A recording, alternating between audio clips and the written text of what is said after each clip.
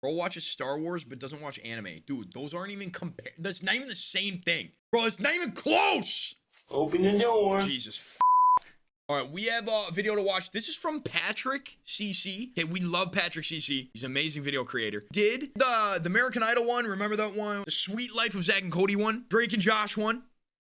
Remember those videos we watched where he like deep dove into that Patrick CC, baby? We love his videos. The craziest cookie controversy ever. Now listen, one's in chat if you have ever ordered a delivery from, wait, what are the cookie places called? Bafty, you know all of them. Bafty, what are the cookie places called, bro? Crumble cookies. Crumble. What are the other ones? Insomnia. Have you guys ever ordered like a box filled with those like crazy fancy cookies? But I can only eat one and then I feel like I'm gonna vomit. But they're fire. We are currently witnessing one of the most vicious... Oh, there we go. There's our answer. Crumble, Dirty Dough, and Crave. I've never heard of these two. We are currently witnessing one of the most vicious cookie wars of all time. Between the billion-dollar Goliath Crumble Cookies and its two startup competitors, $1 billion? Dirty Dough and Crave. This battle is riddled with lies, deceit, propaganda, and all kinds of cookie chaos. Crumble recently filed a lawsuit against Dirty Dough stating that they are using packaging, decor, and presentation that is confusingly... Yo, look at these, dude. It's like, why would you not want to order this? This is such like a genius idea. I'm surprised somebody didn't like create this before Crumble, dude. Like, I don't even know what this is. Definitely Oreo cookies and cream flavor. Dude, the frosted animal cracker. This is like a chocolate fudge sundae cookie. Similar to Crumble's established and successful trade dress and brand identity, and that Dirty Dough is trying to confuse customers into thinking that their brand is affiliated or connected with Crumble. Crumble's goal by filing this suit is not only to get Dirty Dough to stop stealing their brand identity, but to hand over all their revenues and profits for the entire time they have been in business. Yo, however, what? Dirty Dough is not backing down to the corporate cookie monster. They are ready for all-out war. Dirty Dough is aggressively fighting this lawsuit on multiple fronts. The case is trending in a positive trajectory, and Dirty Dough expects this trend to continue. In light of this inflammatory statement, Dirty Dough will continue to stay positive and lighthearted, especially on all social media. So Dirty Dough is basically just copying Crumble. Isn't that normal, though, in all of business? All-out war. So without further ado, let's get ready to crumble. First, we must assess whether it was Dirty Dough's intent to steal Crumble's brand identity, because right now the internet is totally on Dirty Dough's side, but when you consider how both businesses began, you might have some second thoughts. Crumble started in September 2017 in a small mountain town called Logan. Damn, look at the first Crumble. Look at the logo and everything. They turned this into $1 billion, bro. Logan, which is north of... Crumble started in September 2017 in a small mountain town called Logan, which is north of Salt Lake City, Utah. Funny enough, neither of the founders, Jason McGowan or Sawyer Hemsley, were bakers.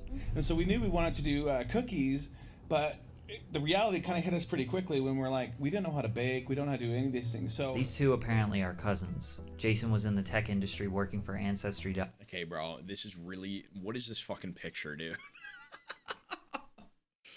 There is no excuse to take a picture like this.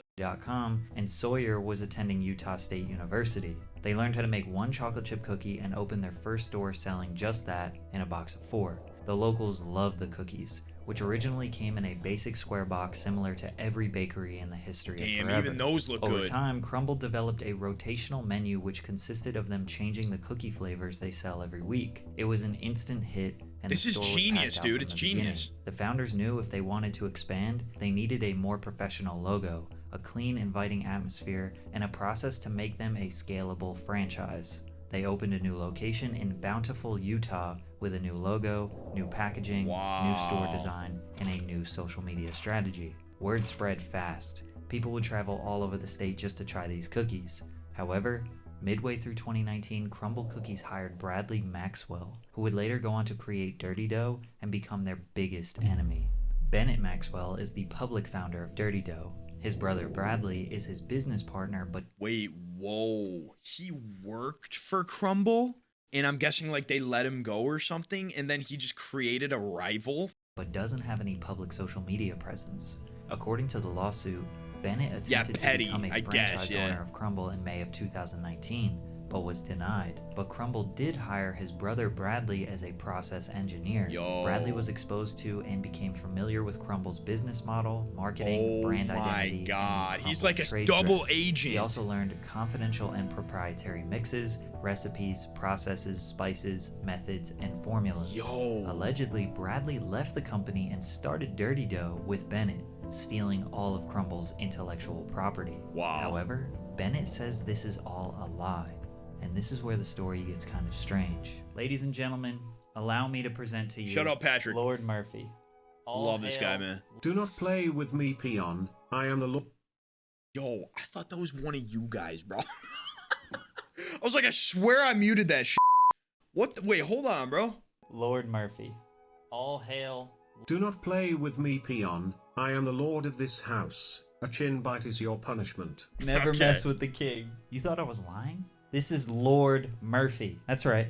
My cat is a lord. You know what? I am too. Lord Patrick CC. You're in the house of two lords right now. The reason why me and Murphy are lords is because of Established Titles. Established Titles is a project based on a... Oh, that was smooth. You almost got that free promo off. Oh my God, Patrick. Bennett says that Bradley had no part in the formation of Dirty Dough. The actual creator of Dirty Dough is named Tyler Peary, who started the business out of his college apartment in Tempe, Arizona in 2018. Tyler hand-delivered the cookies while his wife did all the baking. He needed investor funding to open a store, in which he posted on Facebook. And since Bennett was already interested in the cookie business, he invested. Tyler opened the store in Tempe in 2020. Yes, tacos. And Bennett encouraged Tyler... Yo, look at the old logo. They were orange before that. Yeah, that green they turned into is definitely like more eye-catching. The orange looks nah.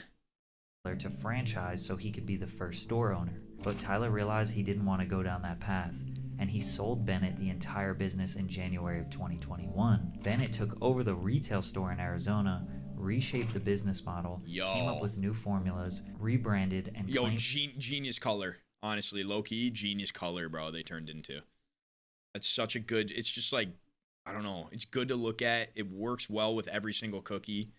Up with new formulas, rebranded, and claims to have sold 60 franchises before opening a second store. So the Crumble lawsuit is incorrect about the formation of Dirty Dough. However, that doesn't mean Bennett and Bradley are completely innocent. Bennett confirmed he tried to franchise Crumble, and he confirmed that Bradley worked for Crumble. Just because the lawsuit got the exact origin story wrong doesn't actually help Dirty Dough at all. God, those look so... Is that a Cinnamon Toast Crunch cookie? I would deep throat the fuck out of that, dude.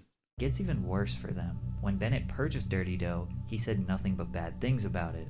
I looked at this and I saw business that had big potential, that was selling cookies, that had zero marketing, had a terrible location, not good recipes, to be frank. Like, they were cookies, they were good cookies, they weren't great, they weren't amazing. It was developed by a 22-year-old with no baking experience. So is it a fair assumption that if Bennett wanted to franchise Crumble and his brother worked for the company, plus he had zero experience in the industry, that maybe he did just buy an existing cookie business, copy Crumble's business model from the branding to the social media strategy to the recipes, then move it up from Arizona to Utah? These videos are so well made, dude. In hopes to steal some market share. Seems very possible. But most people are arguing that Crumble hasn't created anything unique that you can actually steal. In the lawsuit, they point out their whimsical outline-shaped drawings on product packaging, presentation, and decor, in which Dirty Dough has copied. Also, man, which color do you guys like more? From what you've seen so far, which like branding do you like better? Do you guys like the blue with the Dirty Dough cookie, or do you like the pink Crumble cookie? Dude, honestly, dude, I might have to say I like Dirty Dough's branding more. But I don't know, because I like Crumble's logo. I like this little guy. I don't know why. And I like how Crumble's spelled. So they're cookie boxes with extra space that perfectly fit cookies lying side by side, which sure, Dirty Dough is copying, but most people argue that's like trying to gatekeep a pizza box or a brown paper bag from a fast food restaurant. They highlight their weekly rotating menu. Again, not like Crumble invented changing a menu. My local donut shop has been doing that for the past 10 years. Uncle Dudes, I think that's such a good idea. anything that is like subscription based where the product changes every week. Like if you have the funding to do that, I love that kind of shit. I don't know why. I think it's very smart, but you got to have the funding to be able to do that, because that's a lot, dude. To be able to change the product weekly and keep people interested it's insane.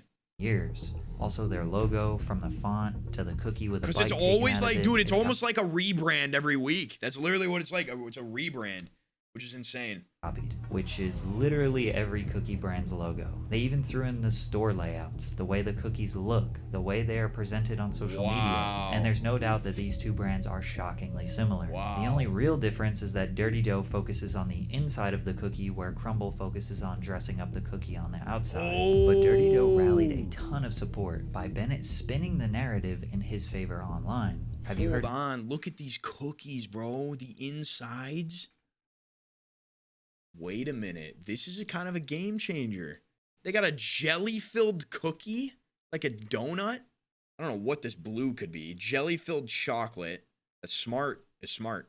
Where Crumble focuses on dressing up the cookie on the outside. But Dirty Dough rallied a ton of support by Bennett spinning the narrative in his favor online. Have you heard Dirty Dough is getting sued? Looks like somebody's a little scared of the new cookies in town. He directly tagged the Crumble owner in this viral LinkedIn post. A billion-dollar company suing two startups. Why? Because apparently if you put sprinkles on your cookies, Crumble thinks they own that. Bennett ran with this narrative that the big corporate giants we got are shots killing the little firing, guys bro. because they also make cookies, when we know that the lawsuit is more rooted in the branding, and everyone loves an underdog story. So he was able to secure national news coverage by making Crumble seem like the big guys picking on the mom and pop shop, which led to an all-out war. Crumble purchased billboard ads directly next to Dirty Dough's physical store location.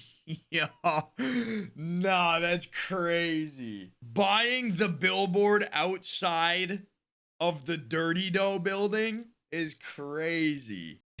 Then Dirty Dough responded with their own billboards. Cookies so good, you have to sue. They used the hashtag Utah Cookie Wars and even started investing money into high-quality commercials. Looks like we got another Dirty Dough situation. Let's get them. No fucking way. Hi, Cookies. This is a cease and desist order. You're gonna have to shut down the whole operation. Are you crazy? Why? Because you're selling cookies, that's our thing. I also noticed a lot of whimsical cookie-themed designs all over your stand here. Did your parents ever teach you that it's not nice to steal other people's good ideas? You either need to buy something or leave. You're scaring off the other customers. They've got sprinkles. Well, how many flavors are you kids selling? I don't know, whatever my mom makes. They kind of just rotate every week. Rotating cookie menu? That's our thing. Sir. No fucking way, Dirty dude. Dough is winning the cookie wars. That's impossible. And we're getting destroyed on social media. Okay, well, people are morons. Well, morons who love a good David and Goliath story, sir. We have one shot, and one shot only to take down Dirty Dough as an organization. So, we need somebody who can infiltrate Dirty Dough to prove that they are stealing the trade secrets. Dirty Dough's advertising was very successful, and they were able to rally a ton of support online. Wow. But the most shocking part about Crumble trying to sue these smaller brands is that they took their whole brand identity from a Utah cookie company that was dominating the market years before them, Chip. Chip is the original gourmet cookie delivery company. Chip started in 2016 and they opened only serving one cookie in a box of 4. Wait, bro, who is this? No way, Crumble. Dude, are you serious? Sound familiar? Their logo featured a cookie with a bite taken out of the top right corner. They grew by focusing on their cookie presentation as well as their branding on social media. This drove a lot of traffic to their physical locations, and they generated a huge amount of buzz in Utah before all these other copycat brands. Oh, yeah. There they are. Insomnia, Crave. Oh, yeah, Insomnia is the other one. Insomnia cookies are fire, okay, straight up. I feel like all these got good cookies. Started because there were no top of the dessert options totem in the area for a late night snack. They initially didn't want a franchise. They wanted to serve the local community. Chip never went after Crumble when they obviously took the whole business model, branding, and idea Never to heard the of exact Chip. same market. They just focused on their own vision, and Crumble went corporate, taking over the whole country. Wow. Dirty Dough and Crumble were not Holy found have a passion for baking, but by people who want to build a corporate enterprise. Neither founders had experience in the food industry at all. They created a fast food business that has 20 to 30% profit margins, whereas most traditional ones operate on 6 to 9% profits. You know what's crazy is that these cookie businesses, they'll probably be in business for a long time because, I mean, dude, you can't, cookies will never not be a thing. A perfect business is finding something that won't die. Nike's never gonna die. Obviously, they're massive, right? But dude, shoes are always gonna be important. Clothing is always gonna be important. That's why I give props to Sauna, bro. I give props to Sauna for being able to. Do you know how many people try and sell t-shirts and try and start a clothing brand?